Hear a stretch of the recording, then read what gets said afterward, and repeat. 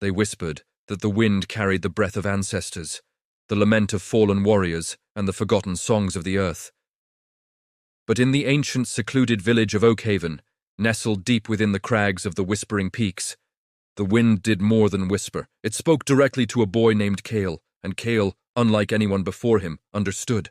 Oakhaven was a world carved from time itself, a testament to enduring tradition where the rhythm of life was dictated by the sun's arc, the moon's phases, and the perennial dance of the seasons. Tucked away in a valley so verdant it seemed plucked from an old myth, its thatched roofs huddled together like a family of mushrooms beneath the towering sentinels of ancient oaks. Here, life was simple yet profound. The villagers, with their weathered hands and eyes that held the wisdom of generations, tilled the soil, spun wool into garments, and crafted tools from wood and stone, their existence an unbroken thread woven through centuries.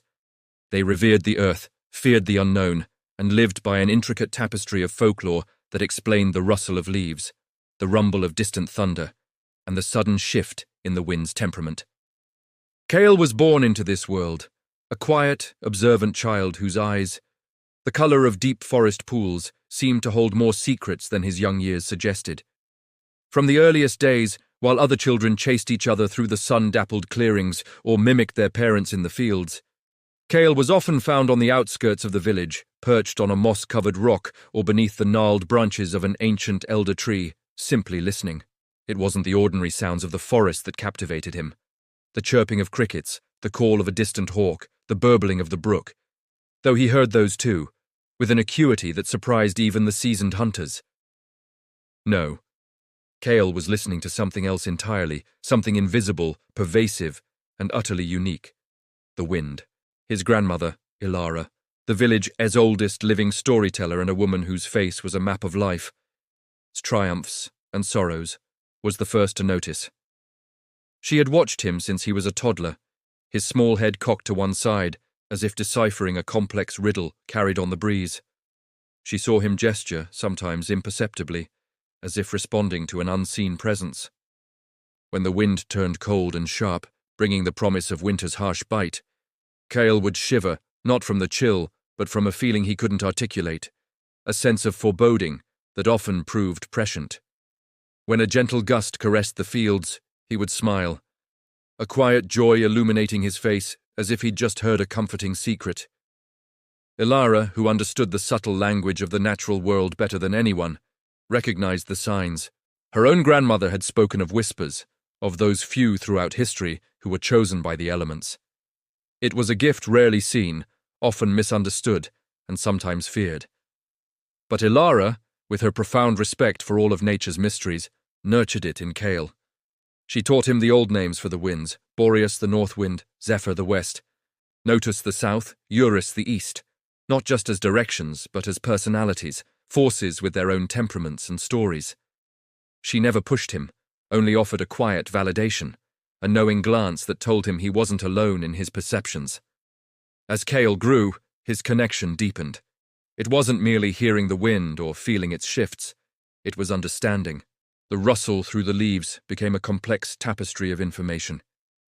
The approach of a storm hours before the sky darkened, the migration patterns of distant herds, the faint scent of smoke from a forgotten campfire miles away, even the emotional resonance of the landscape itself. The wind, for Cale, was the breath of the world, carrying not just air but memories, intentions, and the very pulse of life across vast distances. He learned to distinguish between the playful currents that danced through the summer fields and the heavy, burdened gusts that portended change. He could tell the mood of the mountains by the way the air currents spiraled around their peaks, whether they were serene or restless, holding their breath before an avalanche or exhaling the crisp cleanness of a new dawn. His ability was not a spoken language in the human sense. There were no words, no sentences formed in the air. Instead, it was a profound, intuitive empathy. The wind communicated through shifts in pressure, variations in temperature, the precise pitch of its whistle through the pines, the intricate dance of dust motes it carried.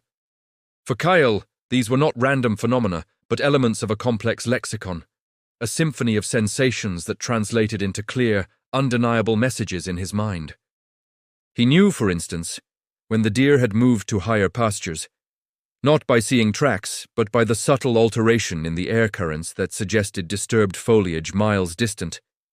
He sensed the unspoken anxieties of the village when a dry spell persisted, feeling the desperation rise with the heat on the wind. Yet this profound gift came with a subtle burden. He understood things others couldn't, saw shadows where they saw only sunlight, heard whispers where they heard only silence. This often made him withdrawn, struggling to reconcile the rich, vibrant dialogue he shared with the wind with the simpler, more tangible conversations of his peers.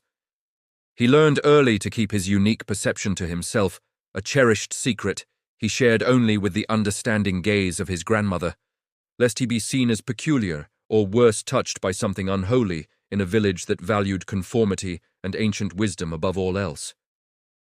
But then, a shift began. It was subtle at first, a discordant note in the wind's usually harmonious song. The familiar breezes that had charted the seasons for Cale his entire life started to carry a new kind of urgency, a tremor he couldn't quite place. The wind, usually so clear in its communications, began to feel restless, agitated, as if struggling to convey something monumental. It whispered of distant disquiet, of an unsettling imbalance far beyond the valley's protective embrace. The playful zephyr became uncharacteristically somber, and the usually predictable Boreas seemed to rage with a new, unfamiliar fury. Kyle felt it not just in the air, but deep within his bones, a growing unease that transcended mere weather patterns. The wind was changing its tune, and the song it now sang was one of warning, hinting at a looming crisis that threatened to unravel the very fabric of Oakhaven's ancient, peaceful existence. He knew, with a certainty that chilled him more than any winter gust, that the wind was trying to tell him something vital, something that would demand more than just understanding. It would demand courage.